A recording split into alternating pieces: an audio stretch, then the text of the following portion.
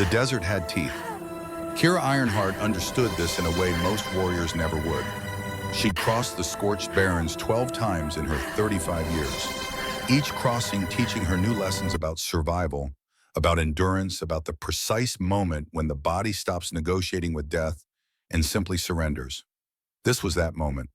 The sand beneath her cheek felt like broken glass heated to the temperature of forged coals.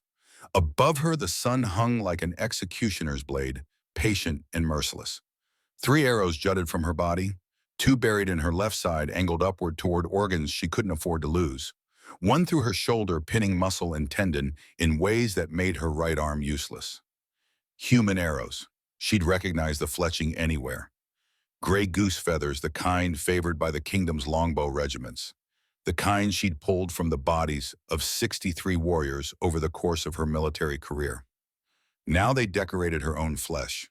Kira had always imagined she'd die in battle, axe in hand, war cry on her lips, surrounded by enemies she could see and fight. There was honor in that kind of death. Songs would be sung. Her name would join the ancestors in the eternal halls, where warriors feast and fight and never know defeat. But this bleeding out in the sand like a dog, too stupid to find shade. This was the death of fools and cowards. She tried to move, failed, tried again. Her body had stopped listening to commands somewhere around hour 6 of lying here. The blood loss had turned everything distant and hollow, like watching her own death through thick glass. At least Ronan wouldn't have to see her like this. Ronan, her baby brother, 17 years old with a laugh that could shake mountains and dreams of becoming the greatest warrior the Ironheart clan had ever produced. He died 6 years ago at a place called Broken Spear, cut down by human soldiers who probably never knew his name. Never cared that he'd been somebody's brother, somebody's hope for the future. Kira had found his body 3 days after the battle. The carrion birds had already been at work. She still carried his tusk on a leather cord around her neck. The one physical piece of him the desert couldn't claim, the war couldn't take, the humans couldn't destroy. Maybe she'd see him soon. Maybe in the halls of the ancestors, she could finally tell him she was sorry. Sorry she hadn't been there. Sorry she hadn't protected him. Sorry she'd survived when he hadn't. A shadow fell across her face. Kira's eyes snapped open. Training overrode dying instinct, overrode blood loss. She focused on the shape standing above her, silhouetted against the merciless sun. Human, male, armed. Of course, the desert always gave you one last chance to die with dignity or beg for mercy. She'd choose dignity. Finish it, she rasped in the common tongue. Her accent was thick vowels, rounded the way orc vocal cords shaped them, but understandable. Don't insult me with anything else. The human knelt. The movement was careful, controlled, the way warriors moved when they'd spent decades learning to trust their bodies in combat. He was older than she'd first thought. Weathered skin gray, threading through dark hair eyes that had seen too much and remembered all of it. He uncapped a silver canteen. My father once told me that mercy doesn't make you weak, he said. His voice carried the flat drawl of the American kingdoms, each word measured and deliberate. It makes you human. He held the canteen to her lips. Kira tried to spit at him, managed mostly to drool blood on herself. I am Kira Ironheart, she forced out between breaths that felt like knives. I have killed 63 humans in honorable combat. I do not drink water offered by those whose brothers I've sent to unmarked graves. The human tilted his head. Something in his expression shifted. Not pity. Pity would have been an insult. This was something else. Recognition, maybe. The acknowledgement of one killer to another. Ethan Ashford, he said, still holding the canteen steady. I've killed orcs in battle. Stopped counting the dead because it started to feel like keeping score in a game nobody wins. He pressed the canteen more firmly to her cracked lips. Which means we both have blood on our hands. So drink the damn water before I waste it trying to keep you alive out of pure spite. Something flickered in Kira's chest. Not gratitude, not even acceptance.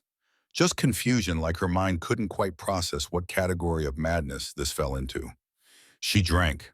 The water was warm, tasting of metal and leather, and something indefinably precious. It hurt going down. Everything hurt.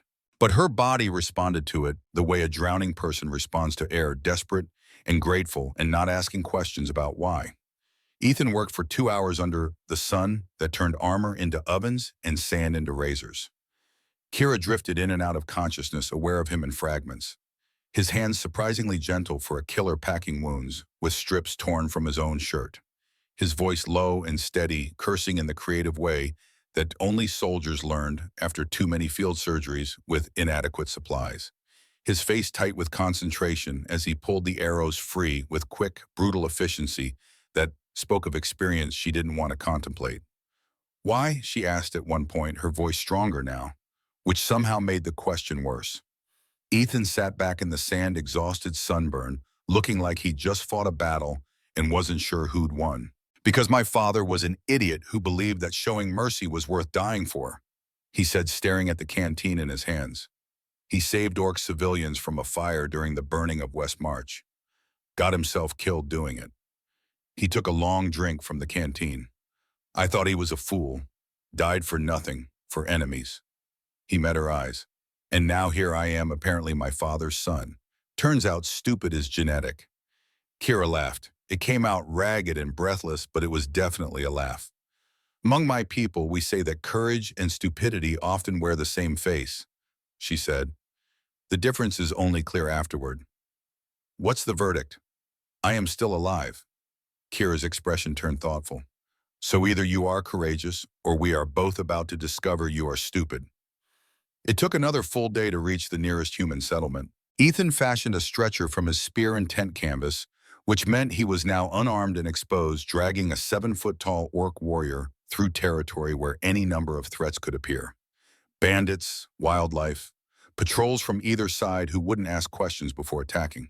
He did it anyway. Kira was conscious for most of the journey, which meant she had far too much time to think about the insanity of her situation.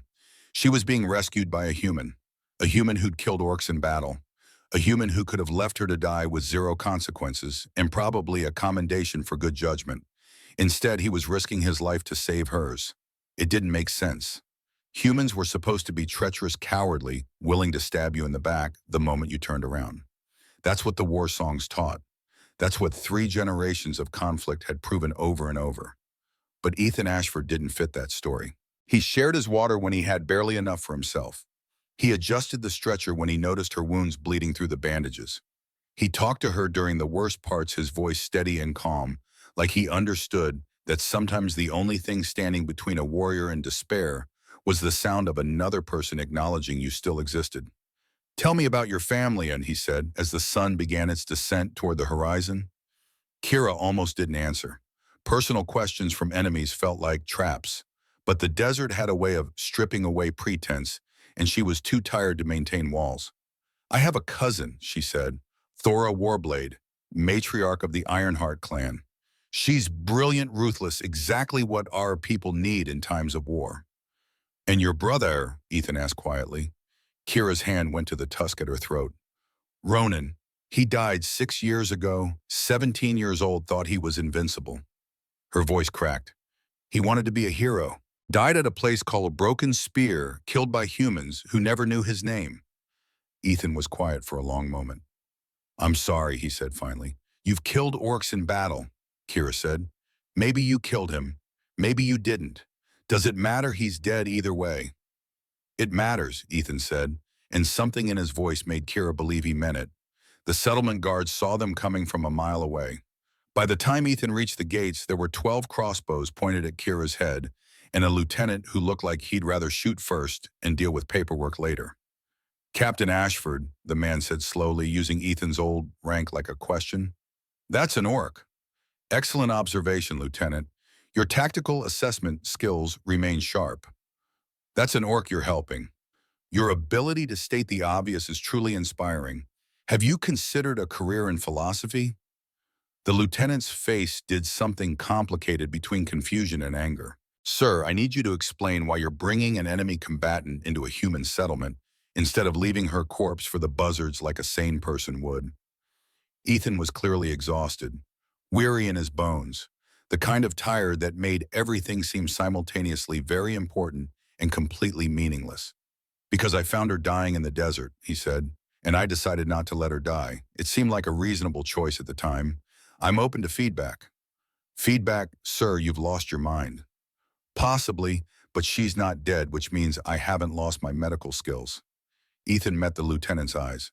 Get her to the healer. That's an order. You don't have rank anymore, sir. You retired. Then consider it a very strongly worded suggestion from a man who saved your king's life 3 times and really doesn't want to have this conversation while suffering from heat stroke. The lieutenant hesitated. Then, apparently deciding that arguing with a legend was above his pay grade, he jerked his head toward the settlement. Get her to the healer's tent, but she's under guard, and if she tries anything— She can barely walk, Ethan interrupted. I think humanity is safe for now. They got Kira to the healer.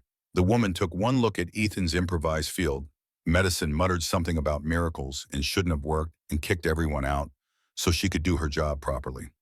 Ethan collapsed on a bench outside, finally allowing himself to acknowledge that every muscle in his body was screaming. His skin was peeling off in sheets, and he'd probably shortened his lifespan by several years. Worth it, though, probably. Maybe he'd figure out if it was worth it later, after he stopped feeling like death had filed for custody. Ashford. Ethan looked up to find a royal messenger. The kind with too much polish on his armor and a sealed letter that meant someone important wanted something. His stomach sank. The king requests your presence immediately. Can it wait until I'm not actively dying? He was very specific about the immediately part, sir. Of course he was. King Aldwin the Bold had earned his title during the Battle of Three Rivers, where he'd personally led a cavalry charge against impossible odds and somehow survived. He was 60 now, gray-bearded and sharp-eyed, the kind of ruler who could smile at you while calculating exactly how useful you'd be as a political bargaining chip. He was smiling at Ethan right now. Ethan had learned to fear that smile. Captain Ashford, the king said, gesturing to a chair that Ethan desperately wanted to sit in, but was too suspicious to actually trust. You've had an eventful journey. Your Majesty. Saved an orc's life, I hear. A warrior named Kira Ironheart. The king's fingers drummed on his throne's armrest. Ethan recognized the gesture.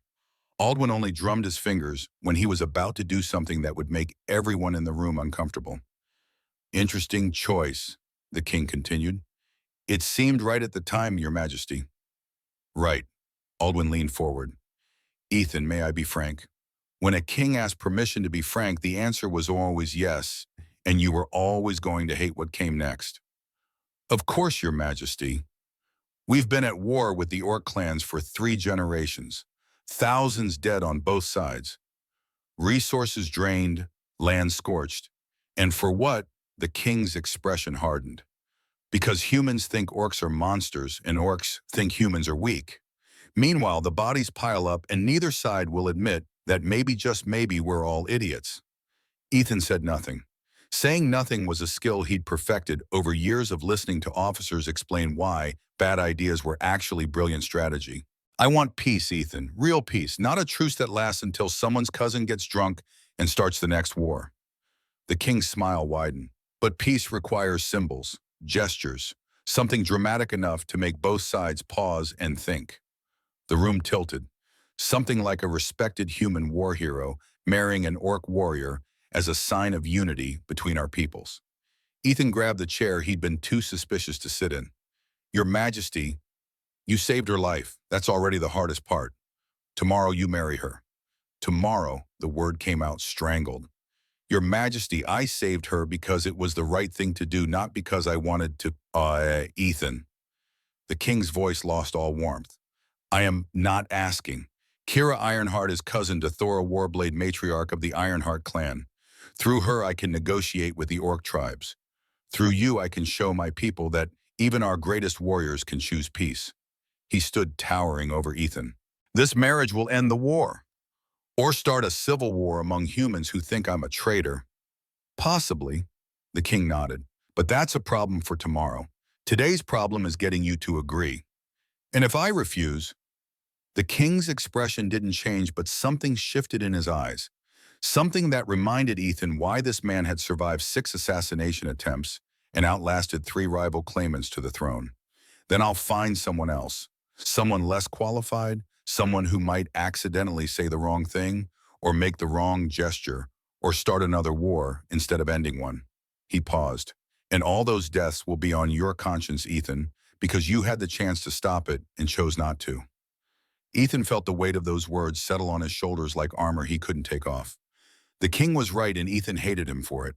Hated him for being smart enough to know exactly which guilt to leverage, which wound to press on. She'll never agree, Ethan said finally. Oh, she already has. Her cousin negotiated terms an hour ago. The king pulled out a scroll. Kira Ironheart has agreed to marry you as a condition of peace between the Ironheart clan and the human kingdom. She'll hate it. You'll hate it, but you'll both do it because the alternative is more war, and both of you have seen enough war to last several lifetimes. This is insane. This is politics. The king's smile returned cold and final. The ceremony is tomorrow at noon.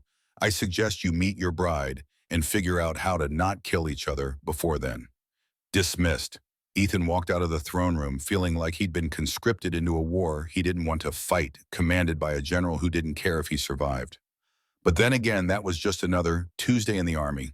They brought Kira to meet him in a chamber that was trying too hard to be neutral, half decorated with human tapestries showing battles and harvests, half with orc banners displaying clan symbols in blood-red dye. All of it looking like a compromise no one was happy about.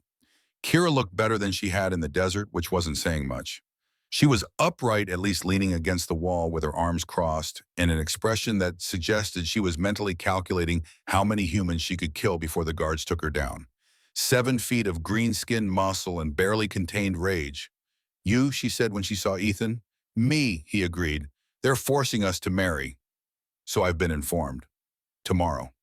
Apparently the king values efficiency. Kira pushed off from the wall, favoring her wounded side. Her amber eyes blazed with something between fury and despair. I have killed 63 humans in honorable combat. You have killed orcs in battle.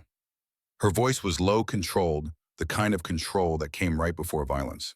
And now we're expected to share a bed and pretend this is anything other than humiliation. I saved your life, Ethan said quietly. I didn't ask you to. The roar rattled the windows. Guards rushed to the door, hands on weapons. Ethan waved them off. Kira took a breath, visibly controlling herself. Among her people, losing control was a sign of weakness. Warriors didn't scream. They killed efficiently, or they died with dignity. Among my people, a life debt is sacred, she said, her voice returning to that dangerous calm. I owe you my life. I understand this. I accept this. She stepped closer. But this is not honor. This is politics wearing honor's skin. This is my cousin selling me like livestock to buy peace with people who killed my brother. Ethan understood. God, did he understand. My father died saving orc civilians, he said. I spent 20 years thinking he was a fool, wondering why he'd throw his life away for enemies. He met her eyes. I finally understood in that desert when I gave you water, when I pulled those arrows out. I wasn't trying to create some political alliance. I just didn't want to be the kind of person who lets someone die when I could save them. And now we both pay for your mercy. They stood in silence. Not comfortable silence. The kind of silence that happened when two people who should be enemies were forced to acknowledge they were both equally trapped. What do we do? Kira asked finally. Ethan thought about the king's threat, about the war that would continue if they refused, about the fact that 63 humans and an unknown number of orcs were already dead, and nothing they did would bring any of them back. We survive, he said, like we've always done. We survive and we figure it out as we go. That's a terrible plan. You got a better one. Kira's laugh was bitter. No, which is the only reason I'm not breaking your neck right now. I appreciate your restraint. Don't, I might change my mind. The ceremony happened the next day at noon. Father Aldrich performed the rites, his hands shaking so badly he nearly dropped the ceremonial rings twice. He'd survived an orc raid 30 years ago and still woke up screaming sometimes. But he was the only holy man willing to perform a marriage between a human and an orc. That took a specific kind of courage, or maybe desperation. Hard to tell the difference sometimes. Ethan wore his dress uniform, dark blue with silver braid medals he'd earned through blood and decisions he still questioned. He looked like a soldier going to his execution. Kira wore traditional orc ceremonial armor. Leather and steel marked with symbols Ethan couldn't read but understood meant something important. Family, honor, sacrifice. The kind of weight every warrior carried whether they wanted to or not. She looked magnificent and absolutely furious. The chapel was packed. Human nobles on one side, their faces ranging from curiosity to disgust. Orc delegates on the other, equally divided between support and barely concealed contempt. In the front row, Thora Warblade sat with the calm expression of someone who just won a chess game no one else knew they were playing. King Alwyn stood beside Father Aldrich, his presence a reminder that this wasn't a wedding. It was a political treaty with vows. Do you, Ethan Ashford, take this woman as your wife to honor and protect in war and peace? Ethan looked at Kira. She stared straight ahead, jaw clenched, every line of her body screaming resistance. I do. The words felt like giving up, or maybe like choosing. He wasn't sure there was a difference anymore. Do you, Kira Ironheart, take this man as your husband to honor and protect in war and peace? Kira's amber eyes fixed on Ethan. Something moved in them that might have been rage, or might have been grief, or might have been both. Her people were watching. Her clan, her matriarch who'd negotiated this humiliation for political gain. And Ronan. Wherever the dead went, he was watching too. I do, she said. The rings went on, cold metal heavy with symbolism. Neither of them had chosen. Father Aldrich declared them married, his voice shaking with relief that he'd gotten through it without incident. Somewhere in the crowd, someone booed. Welcome to peace, Kira thought. It looks a lot like war, with better paperwork. The first week was a competition to see who could be more miserable in close quarters. Kira won by virtue of having a larger threshold for petty revenge. They'd been assigned chambers in the palace. One room, one bed that Ethan had immediately volunteered to abandon in favor of sleeping on the floor. Kira had accepted without argument, which somehow made the whole arrangement more awkward. She scheduled her morning prayers to the ancestors during times when Ethan had meetings with the king's advisors. Deliberately, loudly. The chanting echoed through stone walls in ways that made concentration impossible. Ethan retaliated by sharpening his sword at 3 in the morning. The rhythmic scrape of wet stone on steel was perfectly timed to jolt Kira from sleep just as she had managed to drift off. They ate meals in silence, each occupying opposite sides of the table like enemy commanders at a parley. They spoke only when necessary and then only in clipped professional tones that avoided anything resembling actual conversation. It was Liana who finally called Kira out on it. Ethan's sister had always been too observant for anyone's comfort. She collected pressed flowers from battlefields, preserving beauty from places where death had tried to make everything ugly. She saw things people tried to hide, understood contexts people didn't want explained. She found Kira on the battlements 3 days into the marriage, staring out at the mountains where the orc territories began. You look like you're planning an escape, Liana said, sitting down uninvited. Kira didn't turn. Maybe I am. Won't work. Guards are under orders to stop you. I could kill the guards. Then you'd break the treaty and start another war, which defeats the whole purpose of this miserable arrangement. Liana pulled out one of her pressed flowers, this one from a battlefield at Crescent Vale where Ethan had led a suicidal charge and somehow lived. Every battlefield grows flowers eventually, she said, even the worst ones. My brother taught me that. Your brother kills people for a living. Killed, past tense. He retired after saving you. Kira finally looked at her. He didn't save me. He postponed my death and called it mercy. Liana was quiet for a moment, studying the flower in her hands. Tell me about Ethan, she said. Not as his sister, as someone who's watching this marriage from the outside. What do you see? Kira wanted to say she saw a killer. A man who'd admitted to deaths uncounted and called it restraint. A human who'd trapped her in this political cage and expected gratitude. But that wasn't quite true. I see someone who's tired, Kira said slowly. Someone who carries weight he didn't choose. Someone who, she paused, someone who gave me water when he could have walked away. And that scares you. It wasn't a question. Humans are supposed to be treacherous, Kira said. Cowardly, willing to stab you in the back the moment you turn around. That's what the war songs teach. And Ethan doesn't fit that story. No, Liana pressed the flower into Kira's hand. You're in a terrible place right now. Both of you are. She stood brushing dust from her dress. But that doesn't mean nothing beautiful can grow from it. You're an optimist. I'm a realist who refuses to give up. There's a difference. Liana smiled. Talk to him, Kira. Actually talk to him. You might be surprised what you find. That night, Kira couldn't sleep. The chambers felt too small, too quiet, too heavy with the presence of a man who'd saved her life and ruined it in the same breath. She left moving silently through darkened corridors until she reached the battlements, the same spot where Liana had found her earlier. Ethan was already there. He stood at the edge looking out at the same mountains Kira had been staring at for days. His posture was the defeated slump of someone who'd stopped pretending everything was fine. You hate it here, Kira said. Ethan didn't jump, didn't even turn. Just acknowledged her presence with a slight shift of his shoulders. The stones are wrong, Kira continued moving to stand beside him. Too smooth, too carefully placed. Among my people, we build with what the earth gives us. Rough stone, unfinished wood. We let the cracks show because hiding imperfection is dishonest. She finally looked at him. Everything here is hidden, painted over, made to look perfect when it's not. That's humanity in general, Ethan said quietly. We're very good at pretending. Is that what we're doing? Pretending. I don't know what we're doing. I just know I'm tired of fighting. You killed orcs in battle. You killed 63 humans. Does that make us even?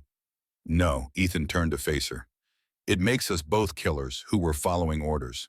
He pulled out the silver canteen, studied the worn inscription. My father died saving orc civilians. I thought he was weak. That mercy made him a fool. What do you think now by my name? I think he understood something I didn't. That every person we kill doesn't just erase one life. It erases all the connections to that life. All the people who loved them, needed them, remembered them. Ethan handed her the canteen. When I gave you water in the desert, I wasn't thinking about politics or peace. I was thinking that if I let you die, I'd be the kind of person my father would be ashamed of. Kira took the canteen, read the inscription. Her lips moved silently as she translated the words into Orcish, then back to Common. Mercy doesn't make you weak. It makes you human. She looked up at him. Ironic considering orcs probably understand mercy better than humans do. What makes you say that? Because you're here. You could have refused the marriage started, another war died with honor intact. Kira met his eyes. But you didn't. You chose this humiliation, this imprisonment, because you knew it would save lives. She handed the canteen back. That's not weakness. That's the hardest kind of strength. Ethan's expression shifted. Something raw and unguarded crossed his face before he could hide it. My brother died fighting humans. Kira said the words coming before she could stop them. His name was Ronan. He was 17, young, stupid, thought war was glorious. Her voice cracked. He died screaming for our mother. I found his body 3 days later, half buried in mud, already picked over by carrion birds. Kira, don't apologize. Don't tell me it wasn't your fault. She clutched the tusk at her throat. I know whose fault it is. It's all our faults. Every human who picked up a sword, every orc who picked up an axe. We are all responsible for the bodies we've made. They stood in silence. Two people carrying more weight than any spine should bear. I can't change the past, Ethan said finally. Can't bring back your brother or the orcs I've killed or anyone else.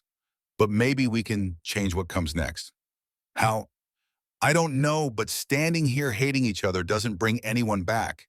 It just makes more bodies. He held out his hand. Truce, not peace, not forgiveness, just truce. We stopped fighting each other long enough to figure out if this insane plan might actually work. Kira looked at his hand like it was a trap. Maybe it was. Maybe they were both walking into traps they couldn't see yet, and this would end in blood, like everything else. But she took his hand anyway. Her grip could have crushed stone, but it didn't crush him. Truce, she said. It was a start. The truce held for exactly 4 days before someone tried to kill them. They were leaving the palace library. Kira had been teaching Ethan to read Orcish script, which consisted mostly of her laughing at his pronunciation and him learning that orc insults were far more creative than human ones. The crossbow bolt whistled past Ethan's ear and embedded itself in the doorframe. Kira's training kicked in before her brain caught up. She tackled Ethan sideways, both of them hitting the floor hard as two more bolts punched through the space they'd occupied seconds before. Her wounded side screamed in protest. She ignored it. "Assassin!" someone yelled. Guards converged from three directions, boots pounding stone, weapons drawn. Kira rolled to her feet with frightening speed for someone who still had healing arrow wounds. Her hand went to the dagger she'd started carrying, again the one the guards had reluctantly allowed after the first attack. "Stay down," Ethan hissed, trying to pull her back. "I am not a human woman who faints at danger." "I'm aware. I'm trying to keep you from getting shot, you stubborn." A fourth bolt sailed between them, close enough that Kira felt the wind of its passage. Then she saw him. The assassin was running, but not fast enough. She moved without thinking, pure combat instinct taking over. 3 strides closed the distance. Her hand shot out, caught his collar, slammed him against the wall hard enough to crack stone. Human, middle-aged, wearing the kind of clothes that said, "I'm nobody important," while his hand said, "I've killed professionally for years." "Monster lover," he spat, looking past Kira to Ethan. "Traitor. You were a hero, and you threw it away for a green-skinned beast." Kira's fist drove into his face before he could say another word. Not hard enough to kill, just hard enough to break his nose and shut him up. "I am the beast," she said, her voice deadly calm. "He is the man trying to build peace. Which of us is more dangerous, do you think?" Guards hauled the assassin away, still bleeding, still cursing. Kira turned to find Ethan watching her with an expression she couldn't quite read. "You saved me," he said quietly. "Life debt," Kira said, but her heart wasn't in the dismissal. "We're even now." "Are we?" The question hung between them, heavy with implications neither was ready to examine. That night they sat together in their chambers for the first time. Not on opposite sides of the room. Actually together, windows barred, guards doubled outside. The assassination attempt had shaken something loose between them. The pretense that they could keep each other at arm's length, that they weren't both targets now, that they weren't in this together whether they liked it or not. "There will be more," Kira said. "Humans who see our marriage as betrayal, orcs who see me as weak." "Join the club," Ethan said. "We have matching death threats," Kira laughed. Not the bitter laugh from before, something closer to real humor. "In my culture, we have a saying, 'The wolf that walks alone starves. The wolf that joins a pack survives.' You're comparing us to wolves. Wolves are loyal, protective. They fight together." She met his eyes. "Maybe we need to stop thinking of ourselves as human and orc. Start thinking of ourselves as a pack of two." "That's surprisingly optimistic for someone who wanted to kill me a week ago." "I bunny and be optimistic and homicidal. I contain multitudes." Ethan smiled, actually smiled, and Kira realized with something like horror that she'd started to care whether he smiled or not. They were in terrible danger. Not from assassins or political conspiracies or the war that still simmered at the borders. From each other. From the possibility that maybe, just maybe, enemies could become something else. The second month of marriage brought spring to the kingdom, and with it the slow thaw of two people who'd decided survival meant learning to coexist.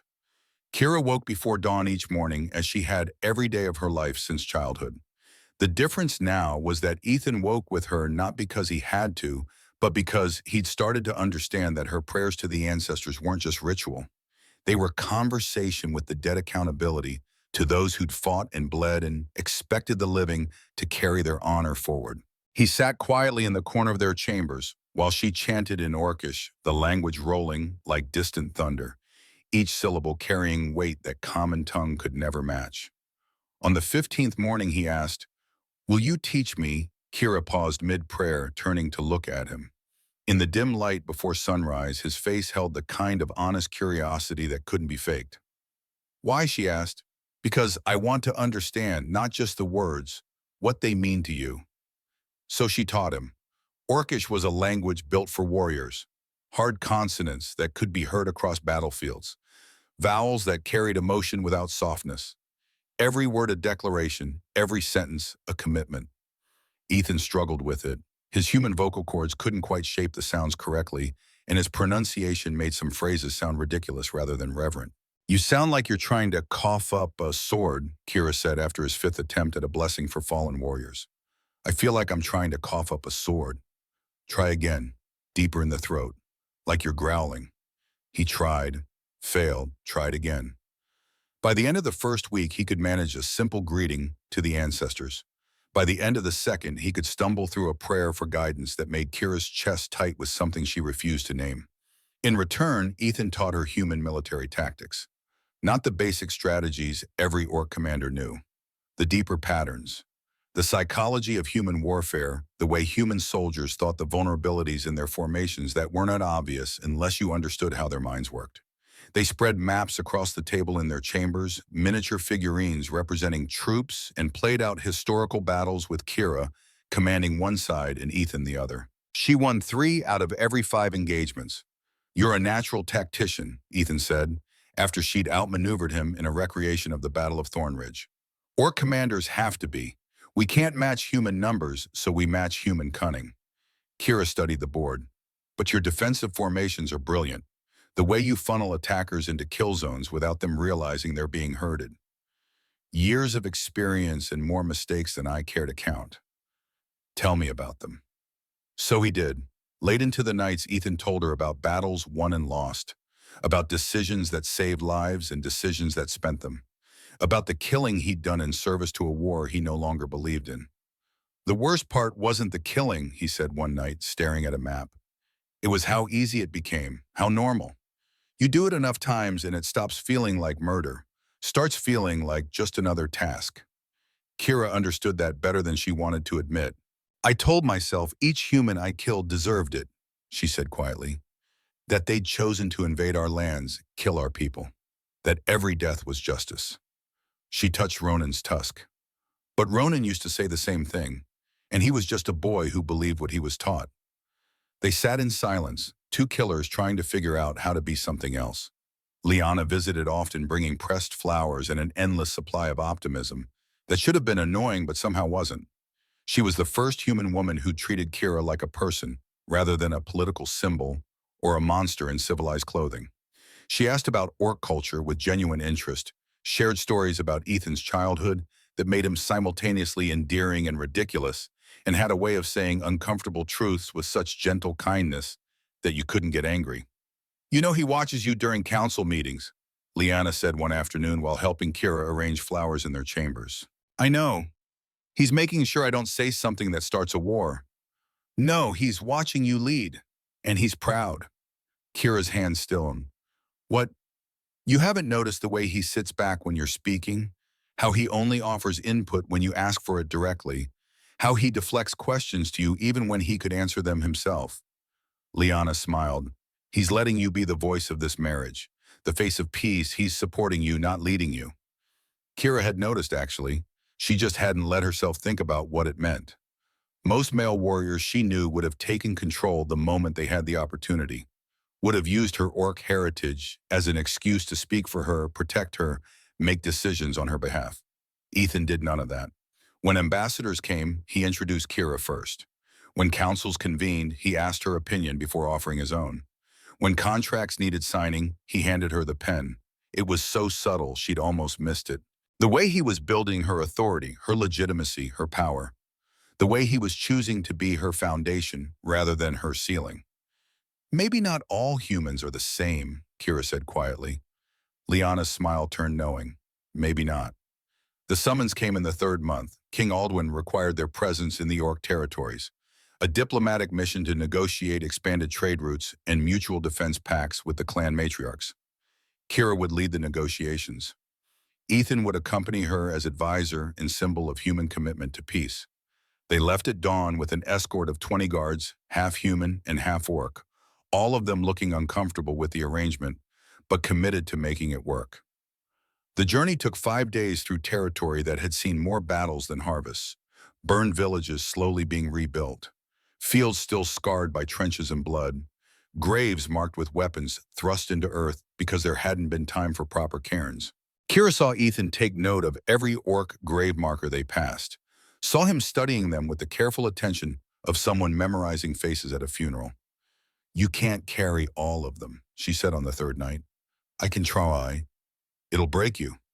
Maybe I deserve to be broken." Kira grabbed his arm, forced him to look at her. "You think I don't carry the 63 humans I killed? You think their faces don't visit me in the dark? We're both broken, Ethan. The question is whether we break separately or together. His expression shifted, something raw and grateful and too complex to name. Together, he said. The orc territories were nothing like the human kingdom, where humans built with straight lines and right angles, orcs built with the flow of the land. Structures that looked like they'd grown from the earth rather than being imposed upon it. Rough stone and timber, deliberately unfinished, showing the material's natural beauty rather than hiding it under polish and paint. Kira felt something in her chest loosen as they approached the Ironheart stronghold. This was home. This was where she understood the rules, spoke the language without translation, belonged without question. And Ethan was about to walk into it as the enemy. Thora Warblade met them at the gates. She was smaller than Kira, but somehow more intimidating, like a thunderstorm compressed into flesh and bone. 50 years old scars mapping her face like a cartographer's dream eyes that missed nothing and forgot less. Cousin, she said, embracing Kira in the orcish way, hard enough to test for weakness. You look well. Marriage suits you. Marriage is a political contract that I'm honoring with dignity. Keep telling yourself that. Thora turned to Ethan. And you, the human who saved my cousin's life and then trapped her in matrimony. Matriarch Warblade, Ethan said, bowing with the exact depth protocol required. Not too deep, which would seem weak. Not too shallow, which would seem arrogant. I'm honored to meet the architect of this alliance. You mean the woman who sold her cousin for peace? I mean the leader who chose thousands of lives over one person's comfort, including her own family. Ethan met her eyes without flinching. That's not selling, that's sacrifice. Thora's expression didn't change, but something flickered in her eyes. Approval maybe, or at least acknowledgement that he wasn't stupid. We'll see if your pretty words translate to actual commitment. Inside, the council is waiting. The council chamber was carved from living rock walls covered in clan histories etched in orcish script. 7 matriarchs sat in a semicircle representing the 7 largest clans. Behind them stood their champions warriors who'd proven themselves in combat and council. Kira took her place at the center. Ethan stood 3 steps behind her right shoulder, close enough to be present, far enough to make clear he wasn't speaking for her. The Ironheart clan welcomes Kira Ironheart and her human husband. Thora began using the formal cadence of official proceedings. We gather to discuss alliance with the human kingdom, terms of trade, terms of peace, terms of survival in a world that has tasted too much blood. She gestured to Kira. Speak, cousin. Tell us why we should trust humans who've killed our sons. Kira stood, and every eye in the room fixed on her. This was the moment everything depended on. Not Ethan's words, not King Aldwin's promises. Hers. I stood in the desert dying, she said, her voice carrying the weight of absolute truth. 3 human arrows in my body, my blood soaking into sand.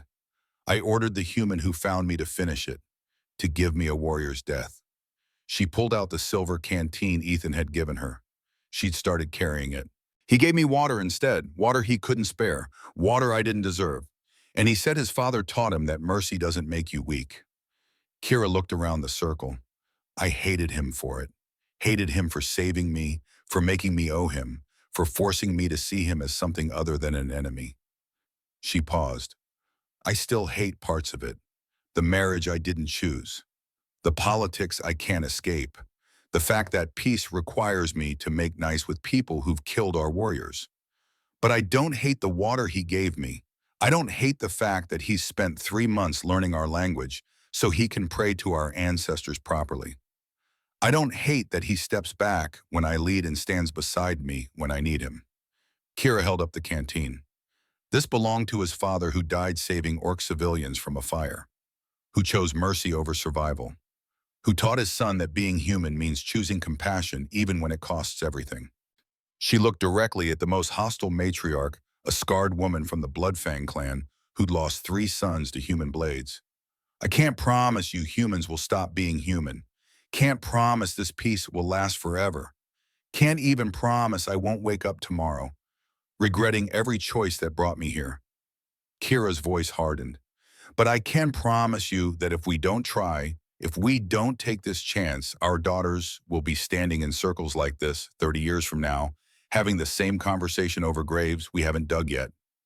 Silence. Then Thora stood. The Ironheart clan supports this alliance. We will trade with humans. We will defend humans who are attacked on our borders. We will give peace a chance to prove it's stronger than hate. One by one, the other matriarchs stood. Not all of them.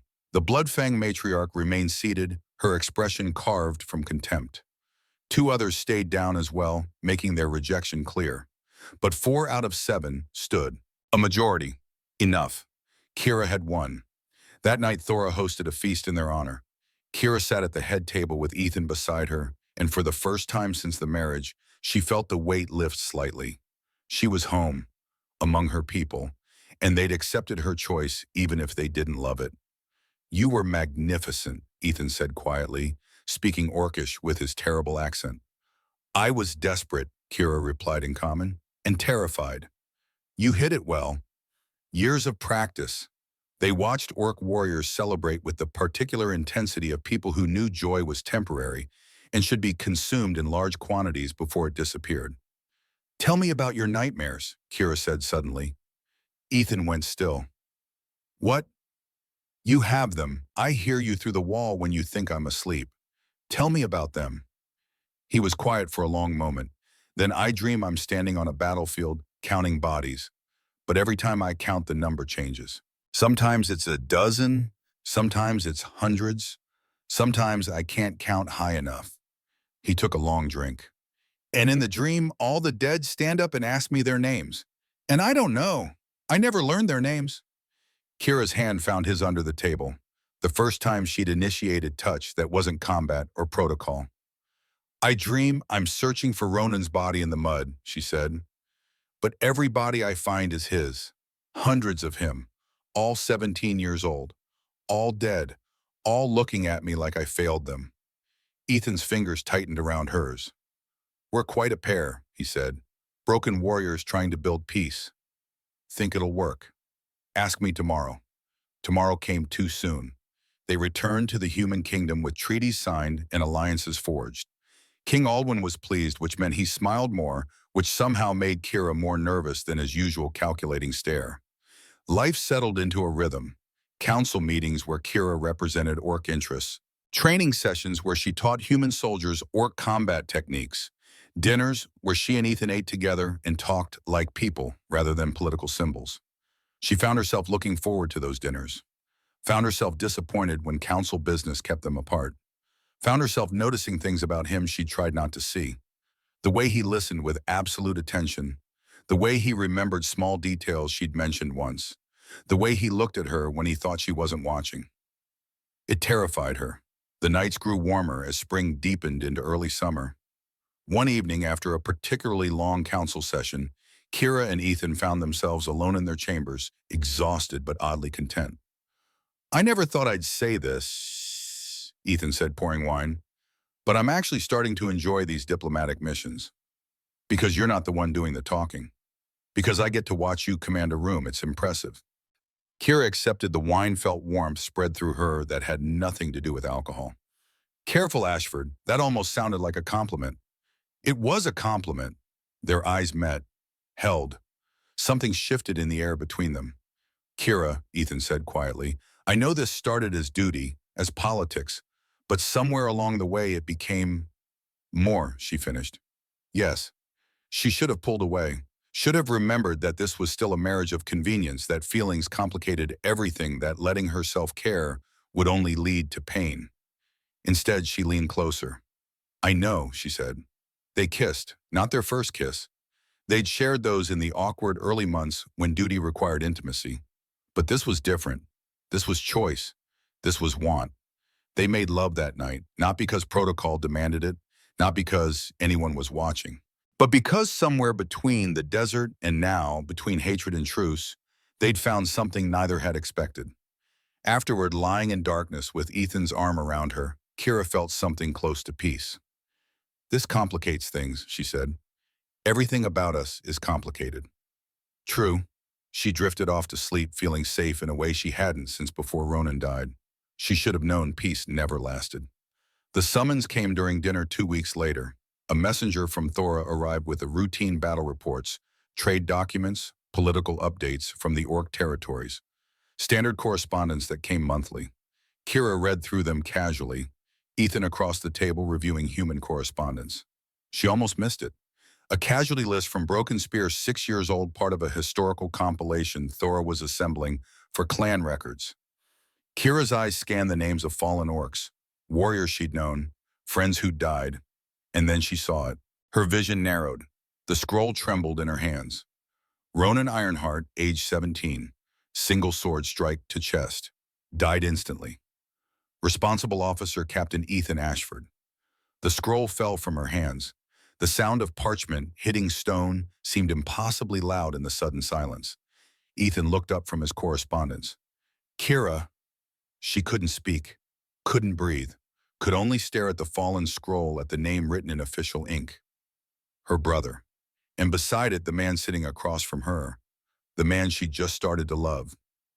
Kira, what's wrong? She stood. The chair crashed backward. Her hand went to Ronan's tusk, gripping it so hard the edges cut into her palm. She whispered. Ethan stood too, concern clear on his face. What happened? You killed him. Her voice was barely audible. You killed Ronan. The color drained from Ethan's face. What? Kira picked up the scroll with shaking hands. Read the words aloud, each one a knife. Ronan Ironheart, age 17, responsible officer Captain Ethan Ashford. She looked up at him. It was you. Ethan reached for the scroll, read it.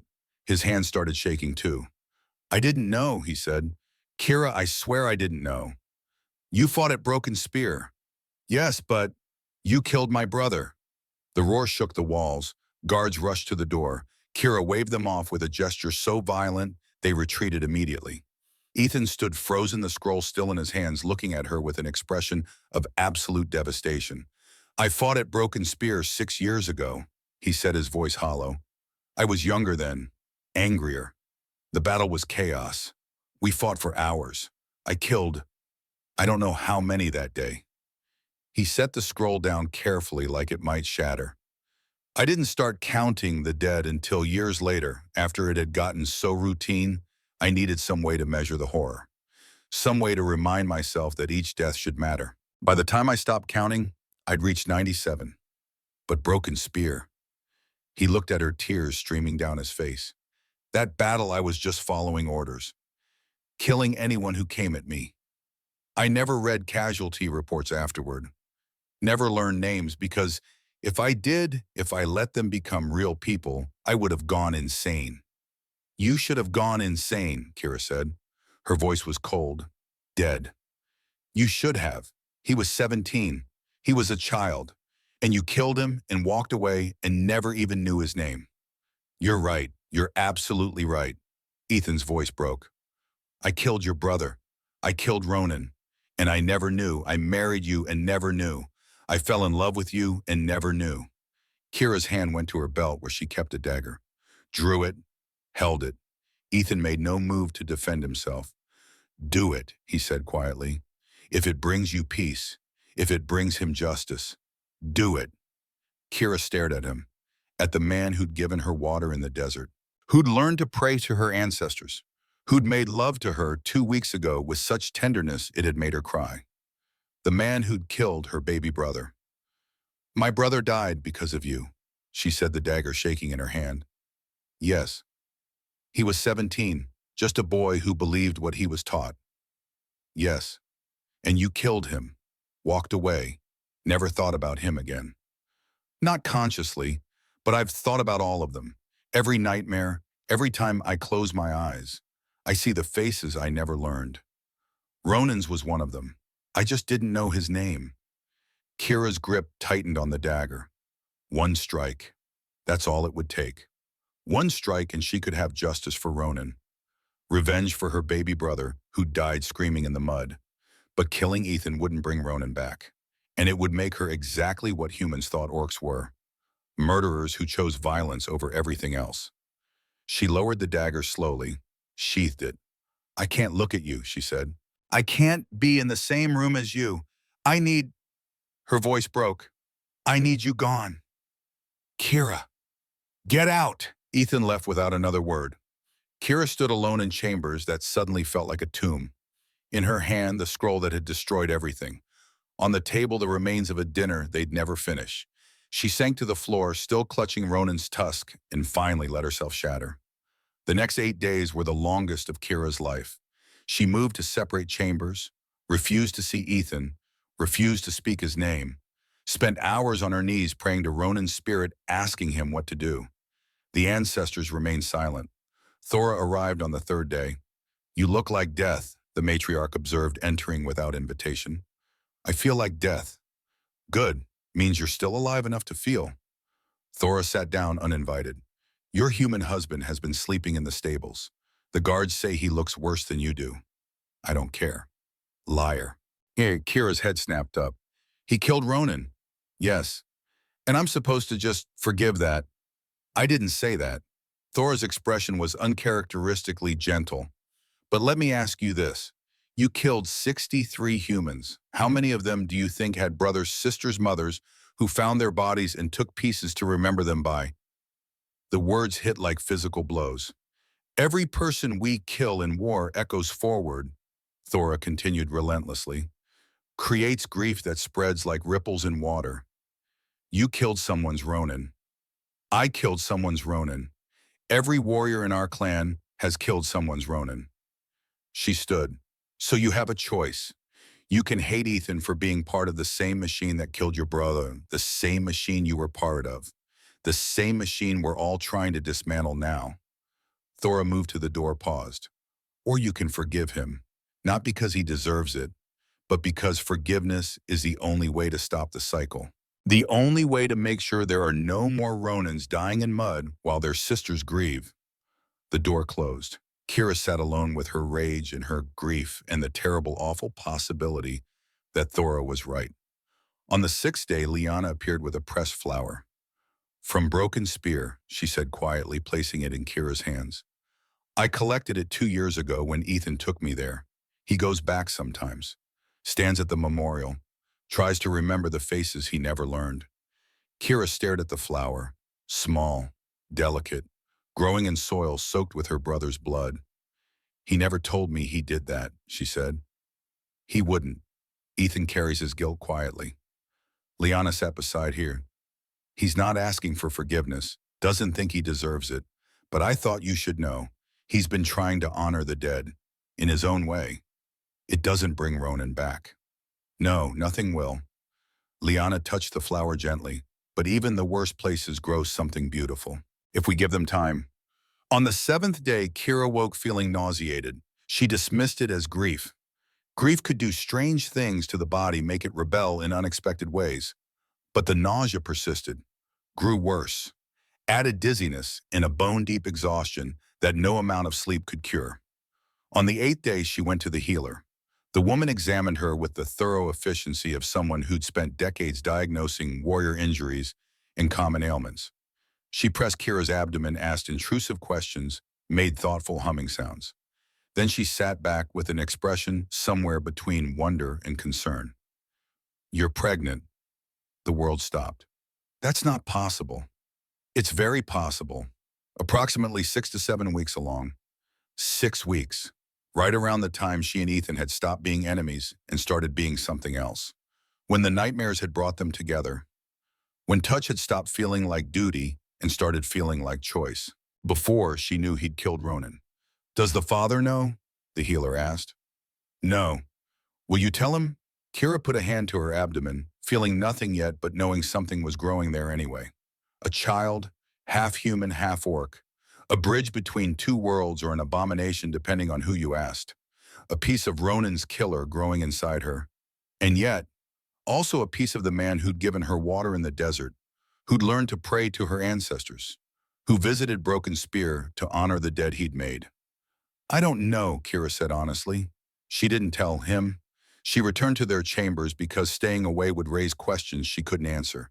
She accepted Ethan's careful distance, his obvious relief at having her back, even if things weren't resolved. They moved around each other like strangers, polite, professional, careful not to touch. Kira put a hand to her abdomen every night and wondered what kind of person she was becoming. carrying her brother's killer's child, considering forgiveness, considering a future. The summons came on the ninth day. King Alwyn's messenger arrived at dawn, face grim. Intelligence reports have uncovered a plot, human and orc extremists working together. They're planning an attack on the Peace Summit next week. Kira felt ice settle in her veins. Working together, humans and orcs, united by hatred of the Alliance, united by determination to see it fail. The messenger handed her a scroll. The king requires both you and your husband to appear at the summit, together, to show the Alliance is strong. Kira looked at the scroll, at the messenger. We're targets. Yes, but you're also symbols. If you don't appear, the extremists win without fighting. Kira dismissed him, sat with the scroll, considered her options. She could refuse, protect herself and the child growing inside her. Let someone else be the symbol. But if she did that, how many others would die? How many more Ronins would be buried in mud while their sisters grieved? The choice wasn't really a choice at all. She found Ethan in the training yard working through sword forms with mechanical precision. We have a problem, she said. He lowered his blade. What kind of problem? The kind where humans and orcs have decided to stop killing each other long enough to kill us instead. She explained the intelligence, the plot, the summit, the king's requirement. Ethan listened without interrupting, his expression growing progressively grimmer. He's using us as bait, he said finally. He's using us as symbols. The fact that we're also bait is incidental. You don't have to do this. Yes, Kira said. I do. For the same reason you gave me water in the desert. Because if we don't, people will die who didn't choose this war. Ethan studied her face. You've decided something. About us. Kira wanted to tell him about the baby. Wanted to tell him she understood about Ronan, that she was trying to forgive, that she was terrified of what came next. But the words stuck. I've decided we have a summit to survive, she said instead. We can figure out the rest after. They spent the next 3 days preparing, planning defensive positions, coordinating with guards, running through scenarios. Working together felt like falling back into rhythm. Kira would suggest a tactic. Ethan would refine it. She'd make the final decision. He'd implement it. The old chemistry resurfaced despite everything between them. On the night before the summit, they sat together in their chambers, weapons laid out. I don't hate you, Kira said suddenly. Ethan looked up. What? I don't hate you. I've been trying to. I wish I did. It would be easier. She met his eyes. But I don't, and I don't know what to do with that. Ethan set down his whetstone. What do you want to do with it? I want to survive tomorrow. I want to see if this peace is worth dying for. Kira touched Ronan's tusk. I want to honor my brother by making sure no one else loses theirs. She stood, moved closer. And I want to stop running from the fact that somewhere between the desert and now, you stopped being my enemy. What am I now? Kira didn't have an answer, or maybe she did, but admitting it felt like betraying Ronan's memory. Ask me after the summit, she said, if we survive. Will there be an after? There better be. I have things to tell you. They left at dawn for a summit that would determine whether peace had a future. Neither knew that Kira carried that future inside her already. But they both knew that whatever came next, they'd face it together. The Peace Summit was held in neutral territory, a stone fortress built at the border between human and orc lands, where neither side could claim advantage. 50 delegates crowded into the Great Hall. Human nobles in formal dress trying not to look nervous. Orc matriarchs in ceremonial armor trying not to look contemptuous. Between them, the fragile architecture of diplomacy that could collapse at any moment. Kira stood at the center with Ethan 3 steps behind her right shoulder and felt the weight of every eye measuring her worth, calculating her usefulness, wondering when she'd fail. King Alwyn opened with a speech about unity and shared futures and the courage to choose peace. Well-crafted words, probably written by advisors who'd never seen combat. Kira barely heard it. She was cataloging exits, counting guards, watching for the moment when everything would go wrong. The attack came during Thora's address. One moment the matriarch was speaking about trade routes. The next windows exploded inward in a shower of glass and crossbow bolts. Kira moved on instinct. She grabbed the nearest delegate, hauled him behind a pillar as bolts punched through space he'd occupied. Around the hall, chaos erupted. Screaming, running, guards forming defensive positions while attackers poured through breached windows. 50 attackers, maybe more. Human and orc mixed, working with smooth coordination. Ethan appeared at her side, sword drawn. Orders, not suggestions, orders. Because even in ambush, he understood she led. Get the delegates to the back chambers, Kira commanded. I'll hold the main hall. You can't hold 50 alone. Then move fast. She didn't wait, drew her axes, moved toward chaos. An orc extremist charged, screaming about traitors. Kira sidestepped, let momentum carry him past, brought her blade across the back of his knees. Not killing, just disabling. A human crossbowman aimed from the gallery. Kira threw her offhand axe. It caught him in the shoulder, sent him sprawling. 3 more converged. 2 human, 1 orc. All wearing expressions of fanatics already dead inside. Kira fought like her ancestors taught her. Efficient, brutal, using every advantage. She broke bones, dislocated joints, created space through controlled violence that stopped just short of killing.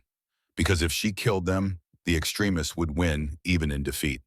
Behind her, Ethan organized evacuation, his voice carrying over chaos, directing panicked nobles with authority born from experience. A bolt grazed Kira's shoulder. She pivoted, found the shooter close distance before reload. Her fist caught him in the solar plexus. He went down, gasping. More attackers flooded through windows. Reinforcements. A second wave. Kira's wounded shoulder screamed. Old arrow injuries from the desert, choosing this moment to remind her that bodies kept score. An attacker broke through her guard blade, driving toward her midsection. Ethan's sword intercepted it. Steel rang on steel. He'd come back. Of course he'd come back. You're supposed to be protecting delegates, Kira snarled. Protected. Now protecting you. They fell into rhythm, Kira taking point, Ethan protecting flanks, moving like they'd trained for this, like months of sparring had built something transcending words. A pack of 2 surviving through synchronized violence. But too many attackers, not enough defenders. Kira's shoulder bleeding badly now, vision starting to tunnel. An orc warrior, massive even by orc standards, charged with warhammer raised. Kira braced, knew her wounded shoulder wouldn't hold. Ethan stepped in front of her. His sword deflected the hammer just enough to turn a killing blow into a glancing strike. He went down hard. The orc raised his weapon for the finish. Kira's axe took him in the chest. He fell. Not moving, not breathing. She'd killed him. First death in months. First time since marriage that she'd chosen lethality. And she'd done it to save Ethan. No time to process. The attack was collapsing. King Aldwin's reinforcements flooding the hall. Attackers surrendering or dying. Kira stumbled to where Ethan lay, dropped to her knees. Blood matted his hair from hitting stone. He was breathing but not conscious. Don't you die, she said. Don't you dare die on me. His eyes fluttered open, unfocused but alive. Had to, he slurred. Had to protect you. Why? Because I love you. The words came confused, mumbled from probable concussion. Kira felt something crack open in her chest. You're an idiot, she said. Established. You could have died. Worth it. Kira's hand went to her abdomen. To the life growing there. To the future she hadn't told him about. The words came before she could stop them. I'm pregnant. Ethan blinked again. Tried to focus. What? I'm pregnant. 6 weeks. Maybe 7 now. Faster now, like a dam breaking. I found out right after I learned you killed Ronan. I didn't tell you because I didn't know what to do. Didn't know if I could carry my brother's killer's child. Ethan's hand found hers, squeezed weakly. Our child, he said. Not my child. Not your child. Ours. Around them, battle was ending. Guards securing prisoners. Healers rushing to tend wounded. Thora shouting orders involving creative threats. But in the small space between them, the world narrowed. You should have told me, Ethan said. I know. I would have, he paused. Actually, I don't know what I would have done, but I would have wanted to know. I was afraid, Kira admitted. Afraid of what it meant. Afraid of loving you when I should hate you. Afraid of choosing you over Ronan's memory. Ethan struggled to sit up. Kira helped supporting his weight. You don't have to choose, he said when he could breathe normally. You can love your brother and love me, honor his memory, and build a future. They're not exclusive. Aren't they? No. Ethan touched her face. Because Ronan would want you happy, would want you to live, not just survive, would want his sister to choose hope over hate. Kira wanted to argue, wanted to say he couldn't know what Ronan would want. But she remembered her brother at 17, his laugh, his optimism, his absolute certainty that the world could be better. Ethan was right. I love you, she said. First time out loud. First time admitting it even internally. I love you, and I hate that I love you, and I don't know what to do with any of this. Start with not dying, Ethan suggested. Your shoulder's still bleeding. Kira looked down. He was right. Healer, she called. The woman who diagnosed her pregnancy appeared with bandages. She worked efficiently packing the wound, muttering about warriors making her job difficult. The baby, Kira asked quietly. Seems fine, but you need rest. Real rest. I'll make sure she rests, Ethan said. The healer snorted. You're concussed. Neither of you should be making promises. King Aldwin appeared looking grim but satisfied. Attack repelled. 37 extremists captured. Both human and orc. He looked at Kira and Ethan, still sitting in blood. You held the hall, gave us time for reinforcements, saved the delegates. His expression softened. Saved the peace. We did what was necessary, Kira said. You did more. You proved human and orc can fight together, protect each other, choose unity over division even when death is easier. The king crouched beside them. The delegates witnessed this, you two standing together while extremists tried to tear you apart. That image is worth more than 1,000 treaties. He stood. Rest, heal, let the kingdom celebrate. I'm not a hero, Kira said. No, you're better. You're a bridge. Aldwin walked away, already organizing political aftermath. Kira and Ethan sat together, wounded and exhausted and alive. I killed someone, Kira said quietly. For you. That orc. I know. I'd promised myself no more killing. You saved my life. Does that make it better? Ethan took her hand. It makes it complicated, like everything about us. They stayed until healers insisted on proper beds, stayed together even then, refusing separation, needing proximity of someone who understood. That night, lying in darkness with Ethan nearby and guards outside, Kira finally let herself cry. For Ronan, for the orc she'd killed today, for all the death leading to this moment, for the future growing inside her that would carry weight of two worlds. Ethan heard, crossed distance between beds, held her while she shook. I forgive you, Kira whispered into his shoulder. For Ronan, for all of it, I forgive you. You don't have to. Yes, I do, because if I don't, the hate wins, the war wins, the extremists win. She pulled back to look at him. I forgive you, not because you deserve it, because I deserve peace. Ethan's expression broke. Relief and grief and love tangled together. Thank you, he said. They kissed. Not their first kiss, but the first that meant everything. The first from choice rather than obligation. We should talk about the baby, Ethan said when they separated. Tomorrow, after we're not bleeding. Fair. They slept together that night, just existing in shared space, breathing in a rhythm, alive when they should be dead. Tomorrow would bring consequences. Tonight they survived. The announcement of pregnancy sent shockwaves through both kingdoms. Human nobles reacted with everything from cautious optimism to outright horror. Auric clans equally divided. Kira ignored it all. She had concerns, like keeping food down, like adjusting training for a changing body, like preparing for motherhood when your child would be the first of their kind. Ethan hovered, asked if she needed anything constantly, tried to stop her training until she threw a practice axe at his head. Liana helped, brought books about childbirth, shared stories about Ethan's childhood. He was very determined, Liana said. Once he wanted something, he'd scream until he got it. Wonderful, I'm having a stubborn child. You're a stubborn mother, it'll balance. Thora visited with orc traditions involving ritual scarring. A mother marks herself for each month, Thora explained. I'm already marked, Kira said, gesturing to battle scars. These would mean choice, not survival. Kira compromised. One small mark per month. Deliberate. Controlled. Her choice. They chose a name together. Argued for weeks. Compromised. Hope Ronan Ashford Ironheart. Kira said, testing it. It's perfect, Ethan said. Honors your brother. Represents both families. Her, I have a feeling. He was right. Hope Ronan Ashford Ironheart was born first day of spring, screaming loud enough to wake ancestors.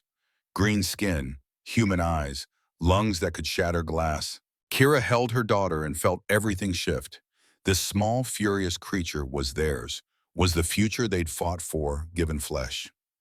She's beautiful, Ethan said, tears streaming. She's terrifying, Kira corrected. Look at her, she came out ready to fight. She's your daughter. Our daughter. Father Aldrich blessed the baby with shaking hands. Thora presented traditional gifts. King Aldwin sent land. Lyanna brought pressed flowers from every battlefield Ethan had fought. So she knows where peace came from, Lyanna explained. Celebration lasted 3 days. Human and orc mixed drinking together, celebrating the impossible made flesh. Not everyone was happy. Protesters gathered. Death threats arrived. Extremists promised violence. Kira read each threat, memorized names, promised herself anyone who touched her daughter would learn how dangerous an orc mother could be. 5 years passed. Hope grew tall and strong, absolutely convinced the world existed for her entertainment.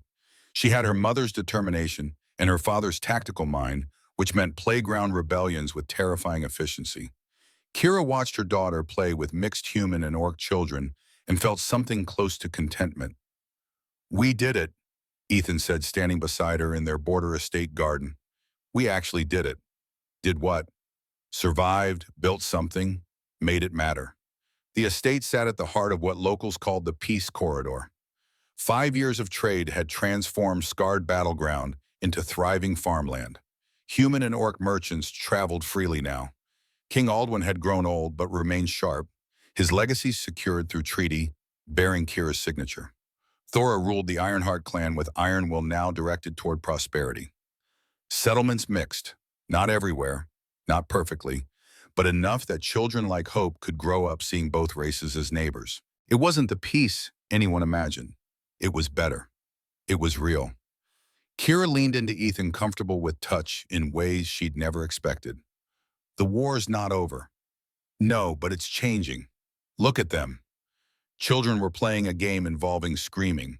Human and orc mixed without thinking, without hate, telling them they should be enemies. Hope was at center, naturally directing chaos with absolute confidence of a 5-year-old. She's bossy, Kira observed. She's a leader. There's a difference. Is there? Ethan laughed. No, but it sounds better. Hope noticed them, broke from the group, crashed into Kira's legs hard enough to nearly knock her over. Mama, Papa, look what I made. She held up a flower crown woven from human roses and orc blood blooms. Plants that shouldn't grow together, but in their daughter's hands had created something beautiful. It's for you, Mama, Hope said, plopping it on Kira's head. Because you're the bravest warrior ever, even if you make weird food. Kira laughed, tears unexpected. Thank you, little one. And Papa, Hope pulled out a second crown. This is for you because you teach me being strong, it means helping people, not hurting them. Ethan took the crown. Where did you learn to be so wise? From you, duh. Hope rolled her eyes. Now come on, Garrick says he'll teach us to throw axes if we hurry. She ran off already, shouting for the stoic orc bodyguard, who'd appointed himself her protector. Kira and Ethan followed slower, wearing flower crowns, holding hands, looking ridiculous and completely content. Do you ever regret it? Ethan asked. Everything that came after the desert. Kira thought about it, about forced wedding, about learning to love someone she should hate, about forgiving the unforgivable, about choosing peace when war was easier. I regret nothing, she said, because regretting it means regretting her. And she's the best thing we've made. They reached the training yard where Garrick the Silent was patiently demonstrating axe throwing through deliberate movements and sign language to children paying absolutely no attention. Hope saw them, waved frantically. Mama, watch this. She threw an axe with surprisingly good form. It wobbled but hit the target, embedding in wood with a solid thunk. Other children cheered. Hope beamed. We're in so much trouble, Ethan said. We raised a warrior. We raised a force of nature. Same thing. They watched their daughter surrounded by human and orc children who would grow up never knowing the depth of hate their parents had overcome. Later, after children exhausted themselves, Kira and Ethan sat in the garden. Hope was asleep between them, small and perfect, and theirs. "Tell me about Ronan," Hope murmured, half asleep but fighting it. Kira stroked her daughter's hair. "Your Uncle Ronan was brave and kind and a little reckless. Like me. Exactly like you." "Did he know about me?" Kira's chest tightened. "He died before you were born, but I think he would have loved you very much." "You're right," Ethan added quietly. "You carry his name, his honor. That's a gift." Hope yawned. "I'll make him proud." "You already do, little one." She drifted off. Kira held her daughter and felt the weight of everything that led here, every choice, every sacrifice, every impossibility made real. "Thank you," she said to Ethan. "For what? For giving me water in the desert, for choosing mercy, for being patient when I was hateful, for loving me when I didn't deserve it." "You deserved all of it," Ethan said. "We all did." Above them, stars emerged. In the distance, lights from human and orc settlements mixed, creating constellations mapping a new world. Kira pulled out the silver canteen worn smooth by years.